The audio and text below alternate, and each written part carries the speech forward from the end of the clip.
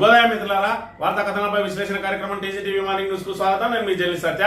ముందుగా ఈరోజు ప్రధాన వార్తల్లోని ముఖ్యాంశాలను కనుక గమనించినట్లయితే, నిన్నటి రోజున హైకోర్టు ఇచ్చిన తీర్పు ప్రభుత్వానికి చెంపపెట్టుగా మారగా మరి ఇక్కడ ప్రతిపక్షాలకు సంబంధించిన సోషల్ మీడియా వారియర్స్ కు మాత్రం పెద్ద ఊరటగా మరి ఇక్కడ చెప్పవచ్చు. ఏదైతే ఇప్పటి వరకు ప్రభుత్వం తన అసమర్థతను మరి ఇక్కడ కప్పిపుచ్చుకోవడానికి సోషల్ మీడియా మీద ఉక్కుపాదం మోపుతూ ఏదైతే ప్రతిపక్షానికి సంబంధించిన సోషల్ మీడియా వారియర్స్ అయితే కార్యకర్తలు అయితే వాళ్ళను ఇక్కడ సోషల్ మీడియాలో మరి ఇక్కడ పోస్టులు పెట్టాలని అక్రమంగా వేధిస్తూ వస్తూ అక్రమ కేసులతోటి అనేక మందిని అక్రమ కేసులతోటి వేధిస్తున్నటువంటి మరి ఇక్కడ ప్రభుత్వానికి నిన్నటి రోజున హైకోర్టు తీర్పు చెంపపెట్టుగానే మారింది.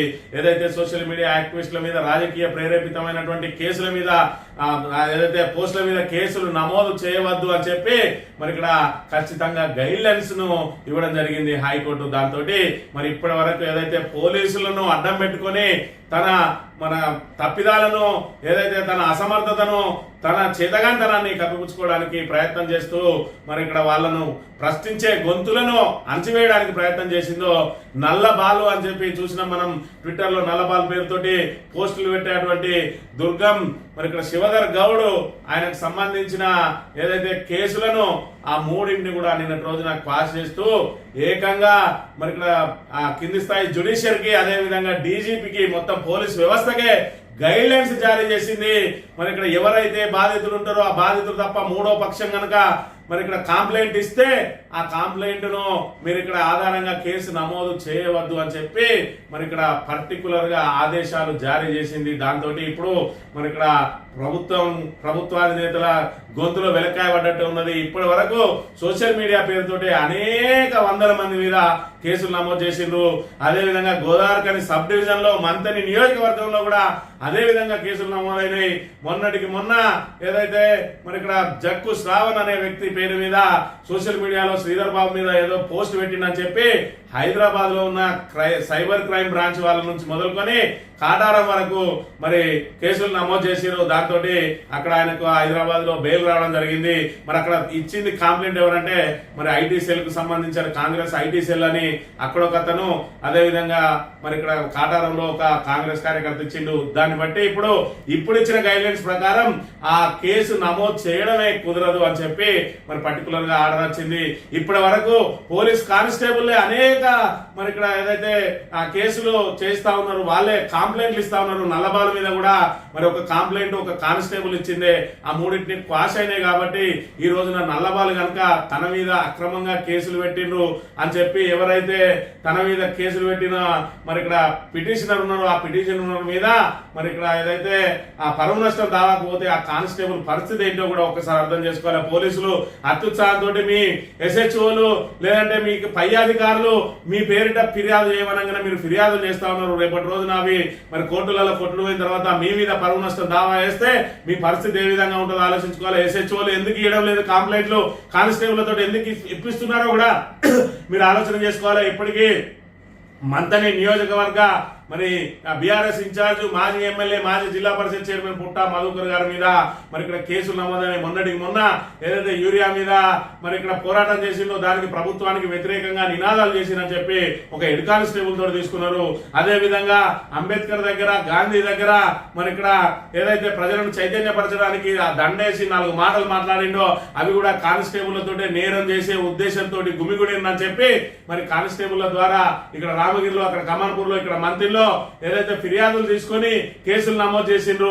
వీటన్నిటి కూడా మరి ఇప్పుడు వచ్చిన తీర్పు ప్రకారం మీరు ఆలోచన చేసుకోవాలి.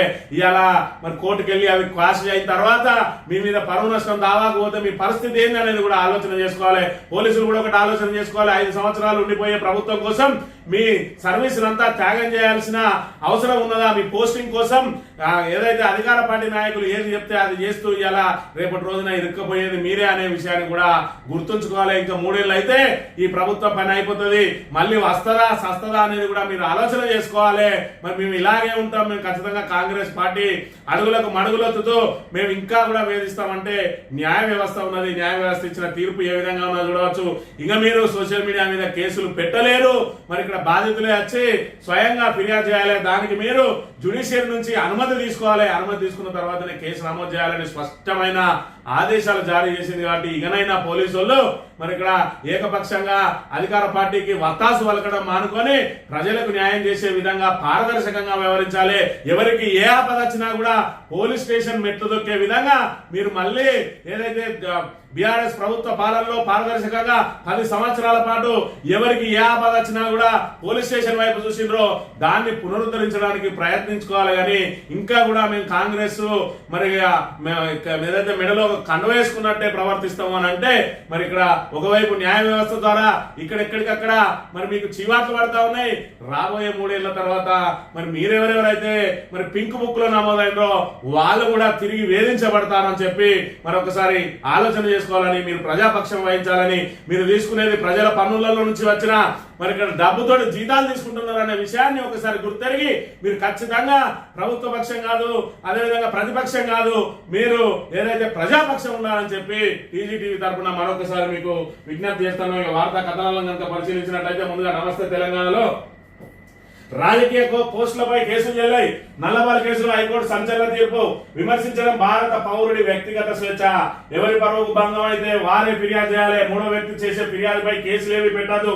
మెజిస్ట్రేట్ ఆదేశిస్తేనే కేసు నమోదు చేయాలి. నల్లబాల్పై నమోదైన 3 ఎఫ్ఐఆర్లు రద్దు. పోలీసుల తీరు సహజ న్యాయ సూత్రాలకు విరుద్ధం. ఏకపక్షంగా ఎఫ్ఐఆర్లు నమోదు చేయలేదు హైకోర్టు.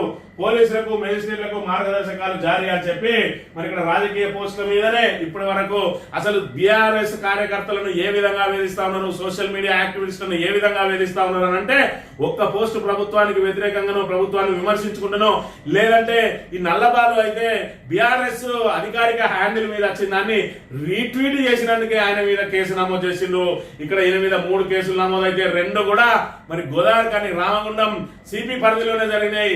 మరి ఇక్కడ చూసుకున్నట్టయితే ఏదైతే రామగుండం సిసిబి నుంచి 1, అదే విధంగా గోదావరి కానీ 1 టౌన్ లో 1 కేసు నమోదైంది. గోదావరి లో కూడా అనేక సోషల్ మీడియా కేసులు నమోదవుతున్నాయి. మంత్రిలో ఈ రోజు కూడా మరి ఇక్కడ 2 సోషల్ మీడియా వారియర్స్ మంత్రిలో మరి ఇక్కడ ఒకను అదేవిధంగా మహాదేవ్పూర్ లో ఒక అతన్ని పోలీసులు తీసుకొని పోయి విచారణ చేస్తా ఉన్నారు. నిన్ననే తీర్పు వచ్చింది. 3rd పర్సన్ ఎవరు కంప్లైంట్ ఇచ్చినా కేసులు నమోదు చేయొద్దని. కానీ అవేవి మాకు వర్తించవన్నంగా అన్నట్టుగా మంత్రి పోలీసులు వ్యవహరిస్తా ఉన్నారు. ఇవాళ ఆ వ్యక్తి మీద ఫిర్యాదు ఇచ్చింది ఎవరు అనేది ఒకటి ఆలోచన చేసుకోవాలి. శ్రీధర్ బాబుకు వ్యతిరేకంగా ఏదో ఆయన పోస్ట్ పెట్టిండట రాజు అనే పిల్లగాడు మహాదేవ్పూర్ నుంచి. ఆయనను తీసుకుపోయి పోలీస్ స్టేషన్లో కూర్చోబెట్టిండు. దానికి ఏదైతే ఆ గ్రూప్ ఉన్నదో ఆ గ్రూప్ అడ్మిన్ మరి ఇక్కడ ఆయనను తీసుకొని పోయి ఇక్కడ మంత్రిలో కూర్చోబెట్టిండు. ఇక ఈ రకంగా మరి ఇక్కడ పోలీసుల వేధింపులు, ఒకవైపు కోర్టులో తీర్పులు చెప్తా ఉన్నా వీళ్ళ వేధింపులు మాత్రం ఆగడం లేదు. ఖచ్చితంగా అంటే వీళ్ళు ఏవైతే తప్పుడు కేసులు పెడతా ఉన్నారో వీళ్ళని ఖచ్చితంగా పరమనష్టం దావా వేసి వీళ్ళని కోర్టుకి ఇడిచి ఖచ్చితంగా వీళ్లకు మూల్యం చెల్లించే వరకు వీళ్ళు ఆగరేమో అన్న పరిస్థితి ఇవాళ గోదావరి సబ్ డివిజన్ మంత్రిని నియోజకవర్గంలో నడుస్తున్న అనే విషయాన్ని మనం ఇక్కడ గమనించాలి.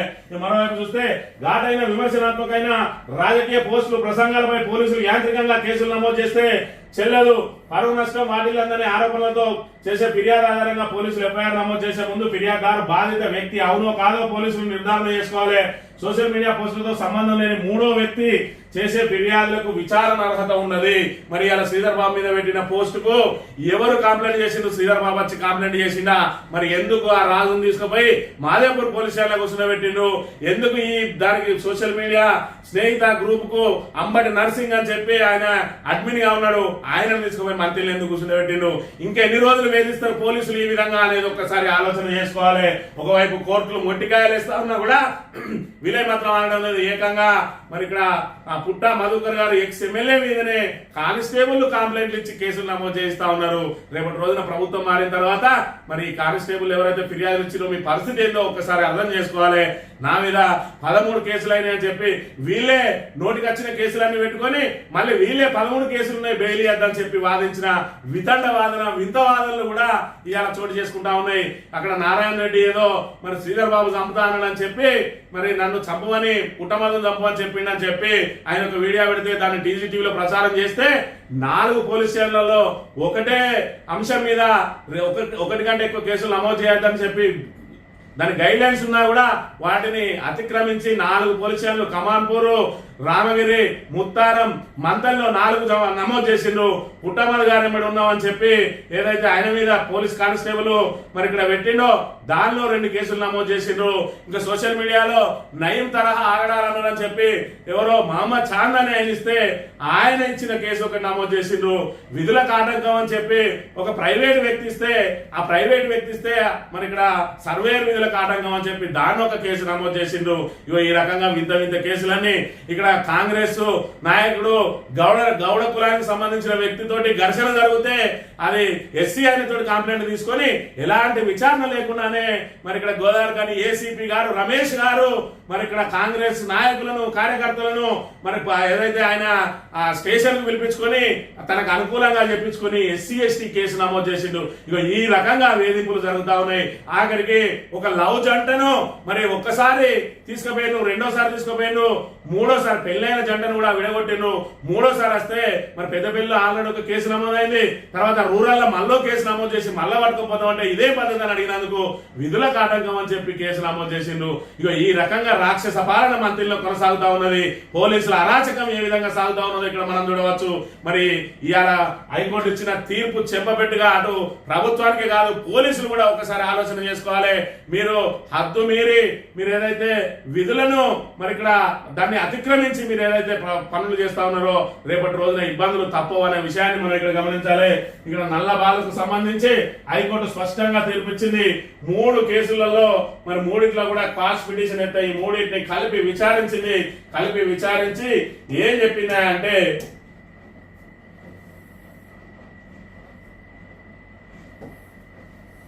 ఈ 3 కూడా ఆల్రెడీ ఇక్కడ క్వాష్ అని చెప్పి ఈ 3 కూడా Ramagundam are here by quashed 146 FIR అదేవిధంగా 13 ఏదైతే సిసిపిఎస్ కరీంనగర్ పోలీస్ స్టేషన్లో ఇచ్చినటువంటి అది అదేవిధంగా 8 ఇక్కడ రిజిస్టర్డ్ సిసిపిఎస్ రామగుండంలో ఇచ్చింది.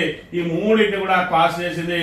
క్వాష్ చేస్తూ కూడా ఏం చెప్పింది ఇక్కడ స్పష్టమైన గైడ్ లైన్స్ ఇచ్చింది.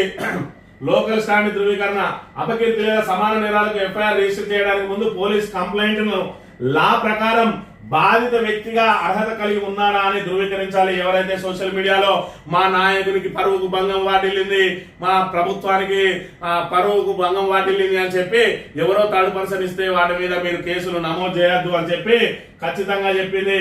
అదేవిధంగా కాగ్నిజబుల్ నేరాలలో ప్రిలిమినరీ ఎంక్వైరీ అని చెప్పి మరి ఇక్కడ కంప్లైంట్ కాగ్నిజబుల్ నేరం వెల్లడి చేస్తే పోలీస్ క్రైమ్ రిజిస్టర్ చేయడానికి ముందు ఆరోపిత నేరం యొక్క శాస్త్రీయత అంశాలు ప్రైమా ఫేసి మేకౌట్ అయ్యాయా అని తెలుసుకోవడానికి ప్రిలిమినరీ ఎంక్వైరీ నిర్వహించాలి. ప్రిలిమినరీ ఎంక్వైరీ నిర్వహించిన తర్వాత మాత్రమే కేసు నమోదు చేయాలని, అదేవిధంగా శత్రుత్వం ప్రోత్సాహం, ఉద్దేశపూర్వక అవమానం, ప్రజాకలనం, ప్రజా ఆర్డర్ బెదిరింపు లేదా సెడిషన్ ఆరోపించే కేసు రిజిస్టర్ చేయబడదు.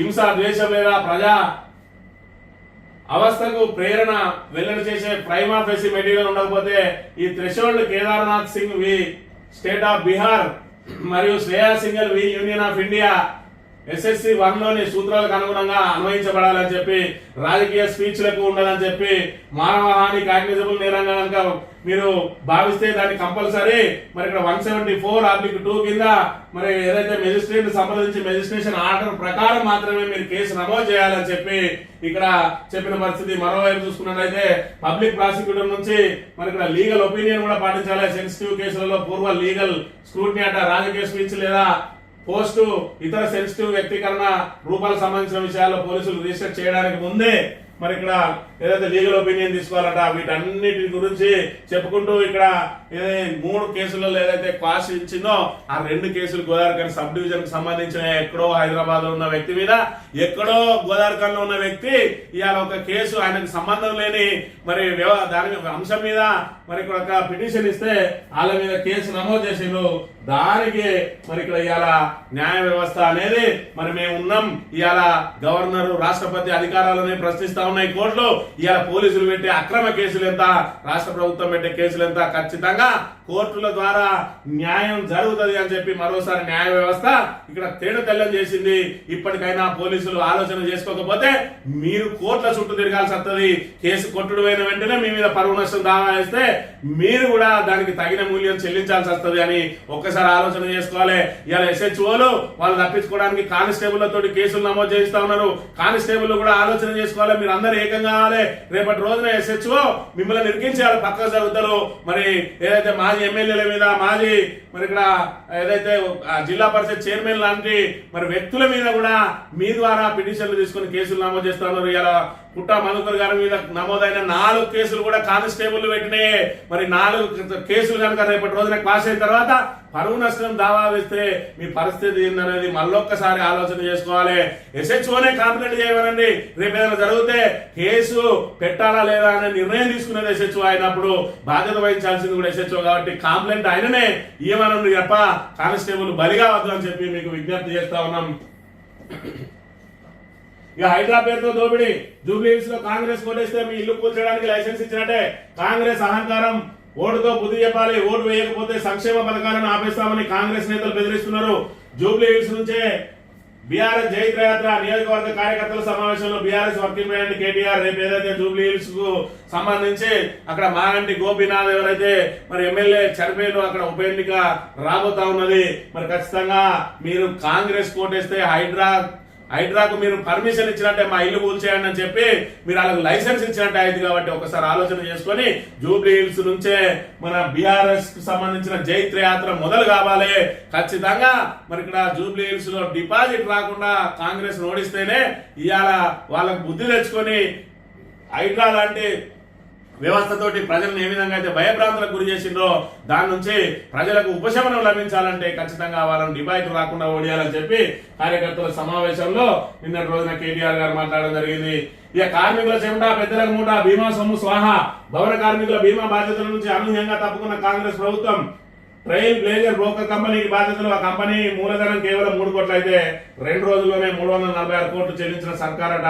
కంపెనీ చెప్పిన అనామక కంపెనీకి టెండర్లు, ఎల్ఐసిని కాదని పర్పస్ లేని కంపెనీకి పట్టం. యాక్టింగ్ చైర్మన్ గా నిధులిచ్చిన దానకిషోర్ దగ్గరుండి నడిపిన సీఎంఓ ముఖ్యాధికారి, అధికారులను బెదిరించి మరి సంతకాలు, ముఖ్య నేత అంశాల పాత్రపై అనుమానాలని చెప్పి మరి భవన నిర్మాణ కార్మికులకు సంబంధించి బీమా ఏదైతే ఉన్నదో మీరు అందులో నమోదు చేసుకున్నట్టయితే మరి ఖచ్చితంగా ఏదైతే సహజ మరణమైన, యాక్సిడెంటల్ డెత్ అయినా, ఏదైతే ఈ భవన నిర్మాణ కార్మికులకు సంబంధించిన మరి బిడ్డకు ఏదైనా ప్రసవం జరిగినా మరి ఇతర ఇష్యూలలో కూడా మరి వాళ్ళకు బిడ్డ పెళ్లి కూడా డబ్బులు వస్తా ఉన్నాయి. ఇదంతా కూడా గతంలో ఎల్ఐసి ద్వారా జరిగేది. మరి ఇక్కడ ప్రభుత్వం దానికి బాధ్యత తీసుకున్నది. ఇలా థర్డ్ పార్టీకి అప్పచెప్పినట్టు అది కూడా 3 కోట్ల టర్న్ ఓవర్ లేని దానికి 346 కోట్ల రూపాయలు కట్టబెట్టి ఇవాళ ఎల్ఐసిని తప్పించి ఒక ప్రైవేట్ సంస్థకు అప్పచెప్పిన అంటే దీని వెనుక ఎంత మతలబు నడుస్తుంది అని చెప్పి ఇక్కడ వార్తను ప్రచురించిన అంశాన్ని మనం ఇక్కడ గమనించాలి. తానా అంటే తందానా. కార్మిక సంక్షేమ బోర్డుకు కార్మిక శాఖ మంత్రి చైర్మన్ గా వ్యవహరిస్తారు. నిబంధనల ప్రకారం బోర్డు చైర్మన్ లేనప్పుడు 50 కోట్ల లోపు ఉన్న బడ్జెట్ మాత్రమే కార్మిక శాఖ కమిషనర్ ముఖ్య కార్యదర్శి నిర్ణయాలు తీసుకోవాలి. ఇప్పుడు కార్మిక శాఖ ఎవరి చేతిలో ఉన్నది? వివేక్ చేతిలో ఉన్నది. మరి వివేక్ చేపట్టింది మొన్ననే. దానికంటే ముందు కార్మిక శాఖ ముఖ్యమంత్రి చేతిలో ఉండే కాబట్టి ఆయన చైర్మన్ గా పూర్తి స్థాయి కేటాయించలేడు. కాబట్టి దానకిషోర్ ఆయన కార్యదర్శి ఎవరైతే ఉన్నారో ఆయన తాత్కాలికంగా చైర్మన్ పెడితే 50 కోట్ల కంటే పైన ఆయన నిర్ణయం తీసుకునే అవకాశం లేకున్నా కూడా ఎలాగూ ముఖ్యమంత్రి దీని చైర్మన్ కాబట్టి దాని మంత్రి కాబట్టి ఆయనే వెసులుబాటు ఇచ్చింది. కాబట్టి 346 కోట్ల రూపాయలను అప్పనంగా ఇవాళ ఒక కంపెనీకి అప్పచెప్పిండు.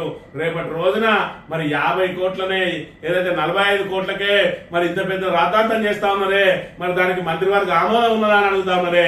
ఇవాళ తీసుకోవద్దు, 50 కోట్ల కంటే ఎక్కువ బడ్జెట్ తీసుకునే నిర్ణయం తాత్కాలిక చైర్మన్ తీసుకోవద్దు అని చెప్పినా కూడా ఇవాళ 346 కోట్లకు మరి ఇక్కడ తీసుకుంటే రేపటి రోజున ప్రభుత్వం మారినాక ఈ దానకిషోర్ పరిస్థితి ఏందో ఒక్కసారి అర్థం చేసుకోవాలి. సేమ్ కాంగ్రెస్ లెక్కనే వేధింపులకు పాల్పడితే ఇటువంటి కోకొల్లలుగా వెళ్తాయి. ఈ 5 సంవత్సరాల లోపల కోకొల్లలుగా వెళ్తాయి. అధికారులందరూ బయట ఉండడో జైల్లో ఉండడో అర్థం కాని పరిస్థితి ఉంటది అనే విషయాన్ని ఒకసారి మనం ఇక్కడ గుర్తు చేసుకోవాలి. ఇక ఈ బాండ్స్ కొంటే క్విడ్ ప్రోకోన రేవంత్ సర్కార్ తర్కం లేని ఫార్ములా కేసుతో డైవర్షన్ పాలిటిక్స్. 2022-23లో 90 లక్షల కాంగ్రెస్ బాండ్లు కొనుగోలు చేసిన గ్రీన్ కో 158 కోట్ల కాంగ్రెస్ బాండ్లను కొన్న మేఘా దాని అనుబంధ సంస్థలు మరి ఈ కంపెనీలకు ఇచ్చే టెండర్లన్నీ క్విడ్ప్రోకో కిందకే వస్తాయా? దేశంలోని 60% మాలు బీజేపీ కాంగ్రెస్ పార్టీ ఖాతాల్లోనే ఉన్నాయి. మరి నిన్నటి రోజున ఏదైతే మరి ఇక్కడ గ్రూప్ 1 ఫలితాలను రద్దు చేసింది, ప్రభుత్వానికి చెంపపెట్టుగా మారింది.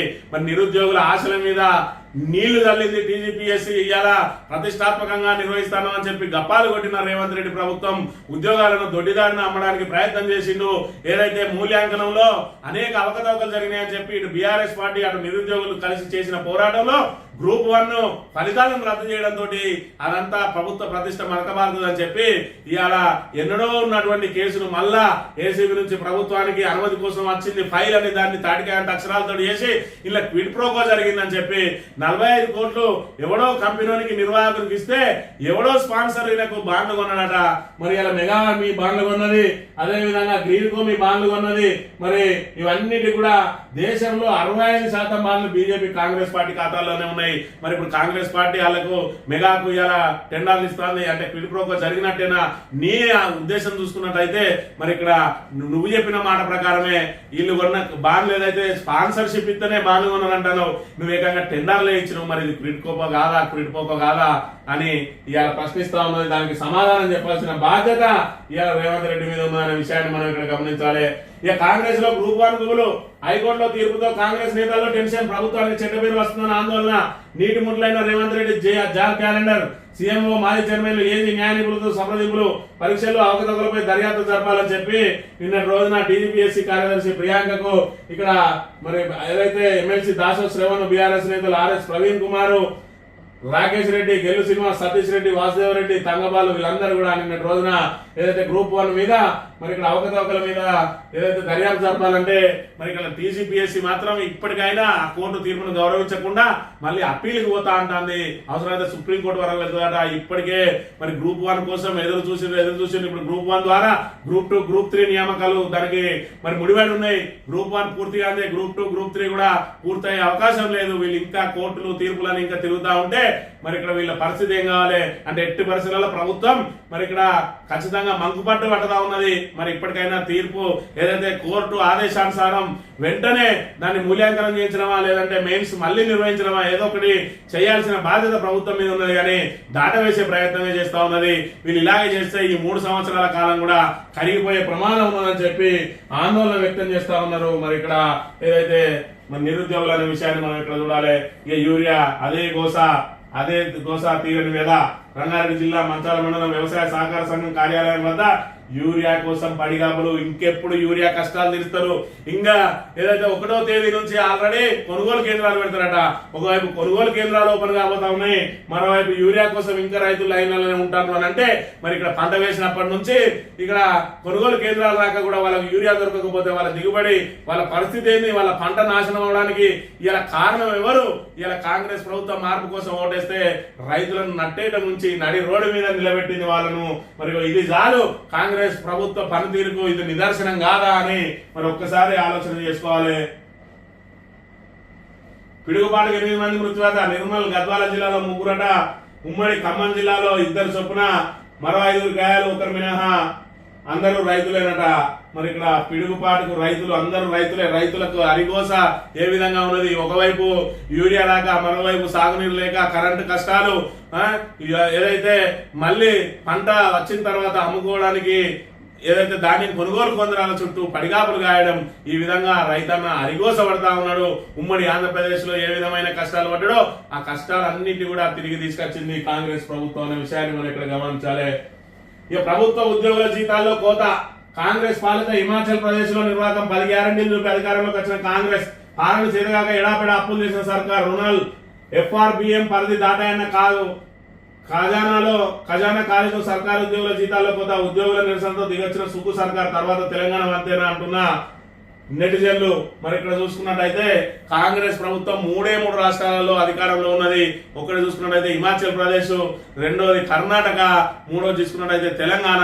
మొట్టమొదటి అధికారంలోకి వచ్చింది హర్యానా, ఏదైతే హిమాచల్ ప్రదేశ్ లో అక్కడ 10 గ్యారంటీల పేరుతోటి మరి ఇక్కడ అధికారంలోకి వచ్చి ఆ 10 గ్యారంటీల మాట దేవుడెరుగు, వాటి అమలు మాట దేవుడెరుగు. ఇవాళ ఏదైతే జీతాలు ఇవ్వలేని దుస్థితిలో ఉన్నది, ఎడాపెడా ఇచ్చి వాటిని మరి ఆదాయం పెంచుకోలేక అప్పుల పాలై ఇవాళ FRBM పరిధి దాటింది కాబట్టి అప్పులు ఇచ్చే పరిస్థితి లేదు, అప్పులకు అనుమతి లేదు కాబట్టి జీతాల కోత ఇప్పటికే ఎమ్మెల్యేలకు మరి ఎమ్మెల్సీలకు వాళ్ళ జీతాలకు ఆపేసిరట. ఇక ఉద్యోగులకు కూడా జీతాల కోత పెడతా అంటే పెద్ద ఎత్తున మరి ఇక్కడ తిరుగుబాటు జరిగింది. రేపటి రోజున మరి ఇక్కడ మన తెలంగాణ పరిస్థితి, కర్ణాటక పరిస్థితి కూడా ఇదేనా అని చెప్పి మన నెటిజన్లు చెప్తున్న పరిస్థితి. ఎందుకంటే ఇప్పటికే 2,30,000 కోట్లు దాటిపోతా ఉన్నది మన అప్పు. మరో 30,000 కోట్లకు FRBM పరిధికి సంబంధం లేకుండా ఇవ్వాలి, మేము ఇంటిగ్రేటెడ్ స్కూల్ కడతామంటాడు. మరి అది కూడా అయితే 2,60,000 కోట్లు 2 సంవత్సరాల్లోనే. అయితే ఇంకా ఎన్ని అప్పులు చేస్తాడు ఇంకా 3 సంవత్సరాల్లో అనేది అర్థం చేసుకోవాలి. కేసీఆర్ అప్పులు చేసిండు అన్నాడు. కేసీఆర్ అప్పులు చేస్తే అంతకంటే అద్భుతమైన సంపదను సృష్టించిండు. ఇవాళ ఏదైతే 5 గంటలు 6 గంటలు కూడా లేని కరెంటు ఇవాళ 24 గంటల కరెంట్ వచ్చిందంటే ఎవరి మూలంగా వచ్చింది? ఇవాళ చూసుకున్నట్టయితే మరి ఇక్కడ నీటి వనరులు అద్భుతంగా నీటి వనరులు ఉన్నాయి. నల్లా విప్తే ప్రతి ఇంటికి నీళ్ళు వస్తా ఉన్నది. మరి ఇక్కడ మిషన్ కాకతీయ ద్వారా గొలుసుకట్టు చెరువులన్నింటినీ కూడా అద్భుతంగా తీర్చిదిద్దిండు. ఇవాళ 32 జిల్లాల్లో 33 జిల్లాల్లో మరి ఇక్కడ అద్భుతమైన కలెక్టరేట్లు, ఇవాళ 33 జిల్లాలలో మెడికల్ కాలేజీలు, అద్భుతమైనటువంటి సచివాలయము, మరి ఇన్ని రకాల ఇన్ఫ్రాస్ట్రక్చర్ డెవలప్ అయింది. కాళేశ్వరం లాంటి అద్భుతమైన ప్రాజెక్టు, అదేవిధంగా మరి ఇక్కడ పాలమూరులో ఏవైతే పెండింగ్ లో ఉన్నాయో ప్రాజెక్టులు వాటన్నిటి కూడా మోక్షం కలిగించిండు. మరి ఇన్ని చేస్తే ఇవాళ ఆయన చేసిన అప్పులు అంతా కొడితే 3 లక్షల లోపంటే ఇవాళ నువ్వు 3 లక్షలకు ఆల్రెడీ చేరువైతున్నావు. నువ్వు ఇచ్చిన 6 గ్యారంటీలు అమలు చేయలేదు, ఇంకా నువ్వు ఏ విధంగా చేస్తావు అని చెప్పి మరి ఒక్కసారి ఆలోచన చేసుకోవాలి. ఇక సాక్షి తిరుపతి విషయానికి వస్తే ఇష్టం వచ్చినట్టు ఎఫ్ఐఆర్లు నడవది అని చెప్పి హైకోర్టు అక్షంతలు వార్త ప్రచురించింది. ఇక ఏదైతే అద్భుతమైనటువంటి మరి ఒక పథకం ఏదైతే fee reimbursement YS Rajasekhara Reddy garu ప్రవేశపెట్టిన పథకాల్లో అద్భుతమైన పథకాలు ఏదంటే ఆరోగ్యశ్రీ ఒకటి, ఫీజు రియంబర్స్మెంట్ ఒకటి, అది కలకాలం గుర్తుండిపోయే పథకం. దాన్ని ఏదైతే తెలంగాణ వచ్చిన వెంటనే కేసీఆర్ గారు అద్భుతమైన పథకాలను పేరు కూడా మార్చదు, యథావిధిగా కొనసాగించండి అన్నాడు. ఇవాళ ఆ పథకాలకు కొర్రీ పెట్టి ఆ పథకాలను మళ్ళీ దానికి అనేక షరతులు పెట్టబోతా ఉన్నది ఫీజు రియంబర్స్మెంట్ కు. వాస్తవంగా చెప్పాలంటే తెలంగాణ లేదంటే ఉమ్మడి ఆంధ్రప్రదేశ్ లో అత్యధికంగా ఇంజనీరింగ్ విద్యకు మరి అర్హులైన అంటే కేవలం ఫీజు రియంబర్స్మెంట్ పథకం ద్వారానే ఇంజనీరింగ్ విద్య అనేది అందరి విద్యలాగా ఉండేది. అలాంటిది మరి ఇక్కడ ఏదైతే పేద మధ్యతరగతి వాళ్ళకు కూడా అందుబాటులోకి వచ్చింది ఫీజు రియంబర్స్మెంట్ ద్వారా. ఇలా ఫీజు రియంబర్స్మెంట్ కి ఎన్ని కోతలు పెట్టబోతా ఉన్నాడు. కాలేజీకి వస్తేనే ఫీజు అట. రియంబర్స్మెంట్ కు 75% హాజరు తప్పనిసరి చేసే యోచన. పథకానికి ఫేషియల్ రికగ్నిషన్ హాజరుతో లింక్ అట. ప్రధాన సబ్జెక్టులో కనీసం 60% మార్కులు తప్పనిసరి. అలాగే కనీసం సగం సబ్జెక్టులు పాస్ కావాలని నిబంధన పెట్టే యోచన. ఎక్కడ తేడా వచ్చినా ఫీజు రియంబర్స్మెంట్ రానట్టే. అధ్యాపకులకు ఫేషియల్ రికగ్నిషన్ హాజరు. రేపు వైస్ ఛాన్సలర్తో మండలి సమావేశంలో చర్చ. పథకానికి కత్తెర వేసేందుకు రంగం సిద్ధం అని చెప్పి మరి ఇక్కడ రాష్ట్రంలో ఏటా 12,50,000 మంది ఫీజు రియంబర్స్మెంట్ పొందుతున్నారు. ఇందులో 5 లక్షల మంది కొత్త వాళ్ళు ఉంటారు. అన్ని కోర్సులు కలిపి ఏటా 2,350 కోట్లు ఫీజు రియంబర్స్మెంట్ గా ప్రభుత్వం చెల్లించాల్సి వస్తుంది. ఎస్సీ ఎస్టీలకు ఎంత ర్యాంక్ వచ్చినా పూర్తి ఫీజు రియంబర్స్మెంట్ ఉంటుంది. బీసీలకు మాత్రం 10,000 లోపు ర్యాంక్ వస్తేనే ఇంజనీరింగ్ లో మొత్తం ఫీజు ఇస్తారు. ఆ పై ర్యాంకులకు 35,000 మాత్రం ఇస్తారు. మొదటి ఏడాదిలో 50% సబ్జెక్టులు ఉత్తీర్ణులు అవ్వని విద్యార్థులు దాదాపు 50% మంది ఉంటారు. ఉన్నత విద్యలో కొత్తగా ప్రవేశించడం భయం వల్ల వారికి తక్కువ మార్కులు వస్తున్నాయి. కాలేజీలో ఫ్యాకల్టీ లేకపోవడం, కాలేజీకి వచ్చిన తరగతులు జరగకపోవడం, విద్యార్థులు ఆన్లైన్ బాట పడుతున్నారు. ఈ నేపథ్యంలో హాజరును కొలమానంగా తీసుకుంటే దాని ద్వారా కూడా విద్యార్థులకు అసౌకర్యం తప్పదని చెప్పి ఇన్ని ఇబ్బందులు ఉన్నాయి. 12.5 లక్షల మందికి ఫీజు రియంబర్స్మెంట్ వస్తుంది. దానికి ప్రతి ఏటా 5 లక్షల మంది కొత్త వాళ్ళు ఉంటారు. దానిలో 2,350 కోట్లు మరి ఇక్కడ ఫీజు ఇవ్వాలి. మరి ఇక్కడ ఏదైతే 12,50,000 మందిలో సగానికి సగం మరి ఇక్కడ ఫెయిల్ అవుతా ఉంటారు. ఆ ఫెయిల్ అయితే ఆ సగం మందికి మరి ఇక్కడ ఫీజు రియంబర్స్మెంట్ అందరి ద్రాక్షే. మరి వాళ్ళకు పథకానికి అర్హులు కాదు. మరి అదే విధంగా అధ్యాపకులు ఉండలేరు. ఇలా మంత్రిని చేయండి చూసుకున్నట్టయితే ఇక్కడ మరి పర్మనెంట్ ఫ్యాకల్టీ అనేది లేదు. 2-3 ఫ్యాకల్టీ తప్ప మొత్తం అంతా కూడా మరి కాంట్రాక్ట్ అధ్యాపకులే ఉంటా ఉన్నారు. అలాంటి చోట కొంతవరకు అనర్హులు కూడా అందులో వస్తారు. కాబట్టి దాంతో మరి ఇక్కడ విద్యార్థులు ఆన్లైన్ క్లాసుల మీద ఆధారపడతా ఉన్నారు. ఆన్లైన్ క్లాసులు అంటే హాజరు శాతం తగ్గుతుంది. దాంతో కూడా ఫీజు రియంబర్స్మెంట్ అవుతుంది అని అంటే మరి ఇక్కడ విద్యార్థులకు సంబంధించిన బృహత్తరమైన ఏదైతే ఫీజు రియంబర్స్మెంట్ పథకం ఏదైతే ఉన్నదో అది మరి కాంగ్రెస్ ప్రభుత్వం రాజశేఖర రెడ్డి ప్రవేశపెట్టిండు. దాన్ని ప్రతిపక్షంగా ఉన్నప్పుడు ఏదైతే ప్రత్యర్థి పార్టీ అయినటువంటి బీఆర్ఎస్ యథాతథంగా కొనసాగిస్తే ఇవాళ వైఎస్ రాజశేఖర రెడ్డి పేరే పదే పదే చెప్పుకునే రేవంత్ రెడ్డి ప్రభుత్వం ఇవాళ దాన్ని ఆ పథకానికి కత్తెరలేస్తా ఉన్నది. ఇగో ఇది వీళ్ళకు ప్రజల మీద విద్యార్థుల మీద వాళ్ళకున్న ప్రేమ ఇది అనే విషయాన్ని ఒకసారి ఆలోచన చేసుకోవాలి. గాంధీ సరోవర్కు రక్షణ భూములు ఇవ్వనడా రాజ్నాథ్ సింగ్ కు సీఎం రేవంత్ రెడ్డి విజ్ఞప్తి. మూసి ఈసా నదుల సంగమ స్థలిలో ప్రాజెక్టు చేపట్టనున్నట్టు వెల్లడి. ఏదైతే మింగ మెతుకులేదు మీసాలకు సంపంగ నూనె అని చెప్పి ఇవాళ ఏదైతే జీతాలు ఇవ్వడానికే మరి ఇబ్బందులు అవుతున్న పరిస్థితులలో మేము ఇంకా ఏంటిది రక్షణ భూమి గాంధీ సరోవర్ పెడతాడట. మూసి ఈసా నదులు కలిసే చోట దానికి ఏదైతే ఆ ఎస్టీపీలు ఏవైతే ఉన్నాయో వాటిని అన్నింటినీ కూడా సరైన రీతిలో వాటిని వినియోగించుకొని మరి దాన్ని మరి ఏదైతే శుద్ధీకరణ చేస్తే సరిపోయేదానికి దానికి 1,50,000 కోట్లు పెట్టి సుందరీకరణ చేస్తా అని చెప్పి ఇవాళ తెలంగాణ సొమ్మును అప్పనంగా ఎవరికి అప్పయపడానికి ప్రయత్నాలు జరుగుతూ ఉన్నాయి. దానికి రక్షణ శాఖ భూములు కావాలంట. ఇప్పటికే మరి అక్కడ ఏదైతే మూసి పరివాహక ప్రాంత ప్రజలందరినీ కూడా తరిమి కొట్టే ప్రయత్నం చేస్తా ఉన్నారు సుందరీకరణ పేరుతోటి. మరి ఇక్కడ దానికి సంబంధించిన నిర్వాసులందరినీ రోడ్డున పడేస్తున్న దుస్థితి నెలకొన్నది. ఇక ఇందిరమ్మ రాజ్యం అంటే ఇల్లు కూల్చడమే. కాంగ్రెస్ కోటేస్తే మీ ఇల్లును కూల్చడానికి లైసెన్స్ ఇచ్చినట్టే ఇప్పటికే లైసెన్స్ ఇచ్చిండ్రు. హైడ్రా అనే భూతం వచ్చి ఇవాళ హైదరాబాద్ లో పేద ప్రజలు మధ్యతరగతి ప్రజలు తమ జీవితానంతా దారపోసి చిన్న ఇల్లు మరి ఇక్కడ గుడిసె వేసుకుంటే అది నాలాలో ఉన్నదా చెరువులో ఉన్నదా శిఖంలో ఉన్నదా తెలియని పరిస్థితులలో మరి ఇక్కడ బిక్కు బిక్కుమంటూ బతుకుతున్న పరిస్థితులు మనకు కనబడుతున్న పరిస్థితిని మనం ఇక్కడ చూడవచ్చు. ఆంధ్రజ్యోతి విషయానికి వస్తే ఆ అధికారం సుప్రీంకు ఉంది. రాష్ట్రపతి గవర్నర్ల అధికారాల పరిధిపై సలహా ఇవ్వచ్చు. బిల్లులను నిర్వాధికంగా పెండింగ్ లో ఉంచడం సరికాదు. గవర్నర్ కు విచక్షణాధికారాలు ఇచ్చి రాష్ట్రాల అధికారులు పరిశీలన చేయకూడదు. సుప్రీంలో తెలంగాణ సర్కార్ వాదన. 1970 నుంచి 90% బిల్లులకు నెలలోపే ఆమోదం. 20 బిల్లు మాత్రమే గవర్నర్లు ఆమోదం ఇవ్వలేదు. ఆర్టికల్ 200లోని ఆమోదం నిలిపివేత తాత్కాలికంగా గవర్నర్లు కేవలం పోస్ట్ మ్యాన్ గారు అని చెప్పి ఇక్కడ మరి హెచ్జి తుషార్ మెహతా ఒకవైపు ప్రభుత్వం ఈ విధంగా వాదిస్తా ఉన్నది, మరోవైపు రాష్ట్రాలు తమ తమ హక్కులను గవర్నర్లు హరిస్తా ఉన్నారని చెప్తా ఉన్నారు. ఏదేమైనా కూడా న్యాయ వ్యవస్థ అనేది మాత్రం ఖచ్చితంగా పటిష్టంగా ఉన్నాం. మేము దేన్ని చూస్తూ ఊరుకోము. రాజ్యాంగాన్ని పరిరక్షించాల్సిన బాధ్యత ముందు మీ మీద ఉంటది. మీరు పరిరక్షించకపోతే చివరగా మేమైనా పరిరక్షించక తప్పదు. గవర్నర్ను ఏదైతే రాజ్యాంగాన్ని అభాసం చేస్తే గవర్నర్లైనా రాష్ట్రపతులైనా మేము జోక్యం చేసుకోక తప్పదు అని చెప్పి మరి ఖరాఖండిగా చెప్తున్న పరిస్థితిని మనం ఇక్కడ చూడవచ్చు. ఫ్యూచర్ సిటీ టు అమరావతి 211 కిలోమీటర్లు green field express way alignment దాదాపు ఖరారట. తెలంగాణ మీద 3 హై స్పీడ్ రైలు మార్గాలు ఇప్పటికే హైదరాబాద్ చెన్నై, హైదరాబాద్ వెల్లూరు ప్రాథమిక అలైన్మెంట్ సిద్ధం. హైదరాబాద్ అమరావతిపై ప్రతిపాదనలు నేడు సీఎం సమీక్ష. మూసీ అభివృద్ధికి 7 నిధులు రుణం పొందేందుకు కేంద్రం సూత్రపై అనుమతి. 41 కోట్ల రుణం తీసుకున్న సర్కార్ తీసుకుంటూనే ఉండాలి. మన దగ్గర ఆదాయం తెచ్చేది లేదు.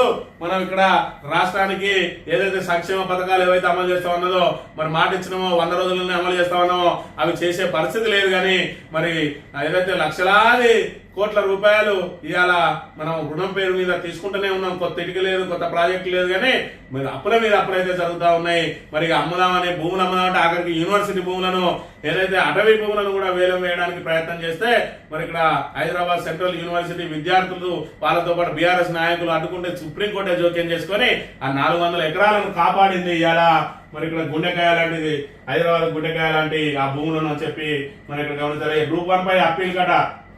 హైకోర్టు తీర్పుపై రివ్యూ పిటిషన్ దాఖలు చేయాలని టీజీపీఎస్సీ నిర్ణయం.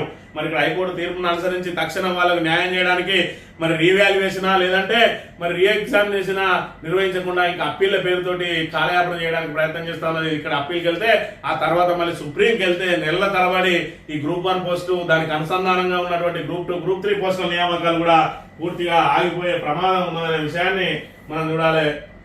ఇక మోదీతో మాట్లాడేందుకు ఎదురు చూస్తున్నా వాణిజ్యపై సంప్రదింపులు జరుగుతున్నాయి. ట్రూత్ సోషల్ లో డొనాల్డ్ ట్రంప్ పోస్టులు.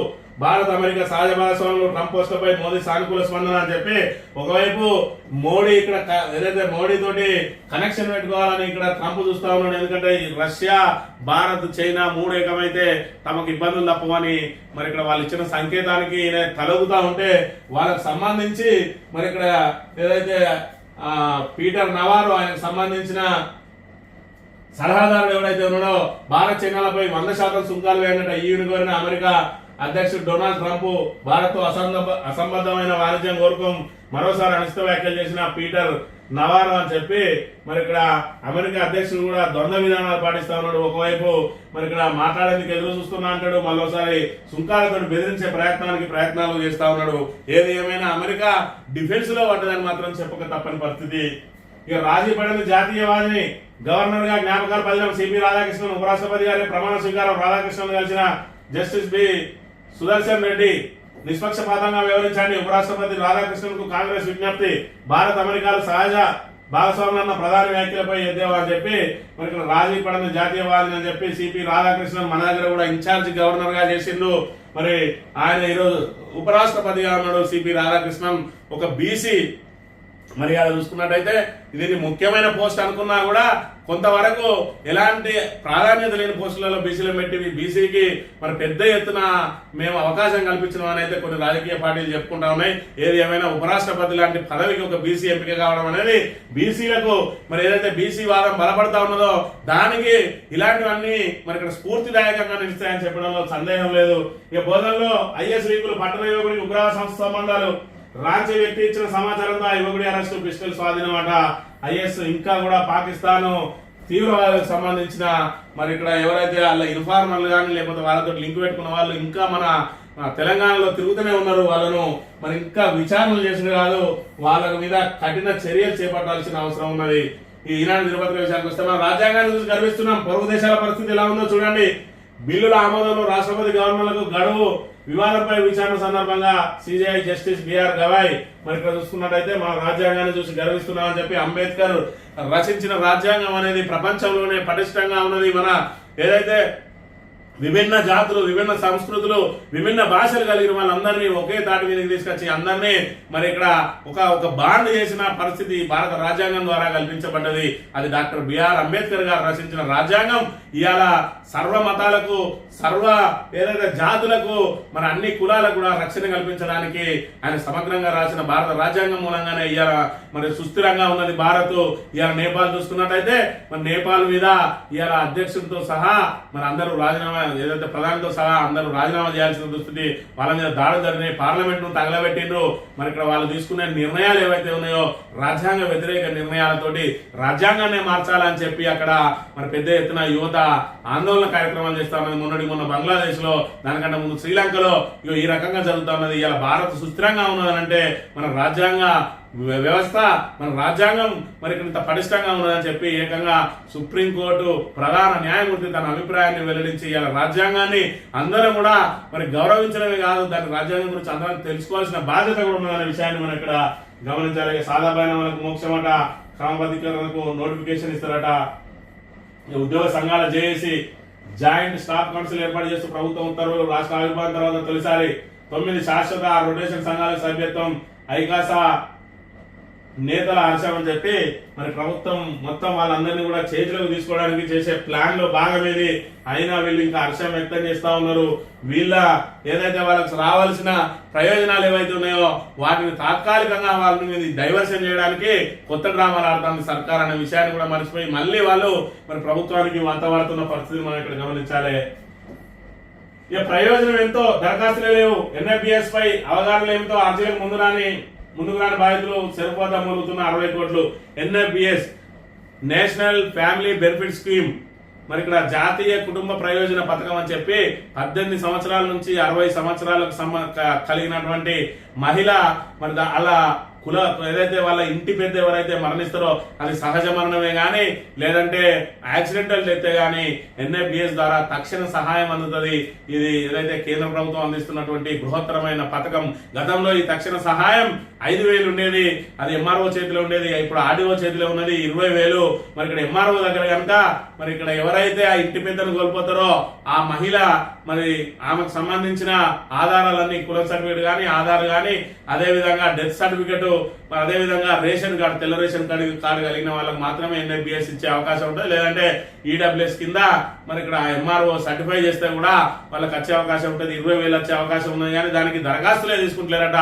60 కోట్లు మరి సెర్ఫ్ దగ్గర నిధులు మునుగుతా ఉన్నాయి. మరి ఇక్కడ ఎవరెవరైతే అర్హులు ఉంటారో, నాయకులు ఎవరైతే ఉన్నారో నాయకులందరూ కూడా వాళ్ళకి అవగాహన కల్పించి ఇటీవలనే మరి ఇక్కడ దీనికి 2 సంవత్సరాలు ఉంటుంది, 2015 నుంచి అమలైతే ఉన్నది.